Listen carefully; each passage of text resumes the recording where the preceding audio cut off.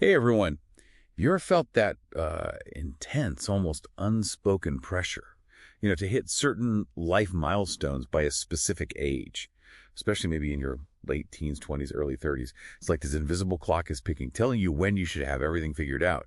Well, today we're doing a deep dive into Steve Rossak's book, The Launchpad Years, Reinventing Yourself in Early Adulthood. And our mission really is to unpack this powerful idea that early adulthood isn't just some checklist you tick off. It's a real opportunity for intentional self-reinvention. Exactly. And what Russak highlights so well is this isn't just, find a job, settle down, that kind of thing. It's actually a period for deep self-discovery, a time where you can deliberately shape your career, your relationships, figure out your core values, and, your personal growth. Yeah, absolutely. And today we're going to uncover some, I think, really surprising insights from the book. We'll look at those pervasive societal pressures, how that often dreaded quarter-life crisis can actually be a potent opportunity. And the huge, often unseen impact of social media during this time. Right. That last one is key. Okay, so let's unpack what Russak calls the blueprint. Yeah. The book really highlights these societal expectations, right? Yeah. Marriage, owning a home, that stable, successful job by 30. I certainly remember feeling that weight myself. It's like running a race, but you don't even know where the finish line is supposed to be. And this unspoken checklist, it just creates immense pressure. It kind of suggests there's only one path, which can totally stifle authenticity, lead to a lot of stress if your life doesn't quite fit that mold. And that exact pressure cooker, that's what often triggers what we call the quarter-life crisis. But here's the interesting part, how Russak flips the script on that. He reframes that common feeling, the overwhelm, the constant comparing yourself to friends, that deep uncertainty. He says it's not a deficit, it's not failure. It's actually a unique, really potent opportunity for active self-reinvention. An opportunity? How so? Well, because early adulthood often comes with more flexibility, right? Fewer sort of entrenched responsibilities. That makes it an incredibly fertile ground for trying things out, for bold experimentation, maybe making significant changes before, as he puts it, life's anchors drop. The reframing is powerful, yeah. But what about listeners who feel like, okay, their circumstances, maybe financial, family things, where they live, genuinely limit that flexibility for big experiments?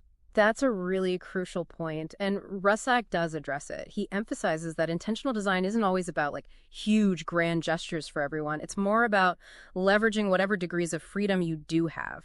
He shares stories of people making incremental but still really powerful shifts, maybe in their values or relationships, not just career changes, even within existing constraints. Okay, so smaller shifts count too. Definitely. And what really stands out is how he shows that discomfort, that uncertainty of the quarter-life crisis. It isn't a setback. It's actually a critical developmental juncture. During this phase, your sense of self isn't just flexible, it's actively exploring. You're kind of biologically primed for intentional life design in a way you might not be later on. Right. And something I found particularly insightful, maybe even a bit unsettling, was how the book tackles social media. Russak just brilliantly dissects this illusion of perfection.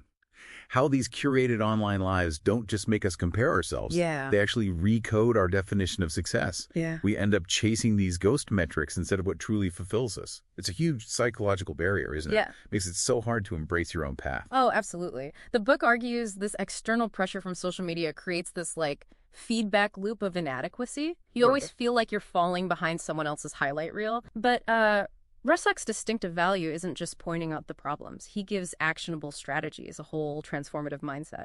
And it's informed by his own experience navigating this stuff, plus tons of interviews with successful young adults who forged, unconventional, purpose-driven lives. It feels really authentic, practical. So wrapping this up, what does this all mean for you as you navigate your own Launchpad years? I think this deep dive into the Launchpad years makes it pretty clear. Early adulthood is less about passively letting life happen to you. Right. And much more about proactively, intentionally designing a life that feels rich with purpose and passion. It's a complete shift in perspective. Yeah, it really is. And this brings up an important question for you listening to maybe think about. Knowing that this period, early adulthood, is a time of heightened adaptability for designing your life intentionally. What's maybe one single inherited belief or external pressure that you could start to deconstruct this week? Just to align a little more closely with what you actually desire rather than what you feel you should be doing. That's a great question. Leave yourself with that thought to mull over. Try seeing your early adult years not as some race to a finish line, but as this dynamic, really powerful launchpad for the life you truly want to build.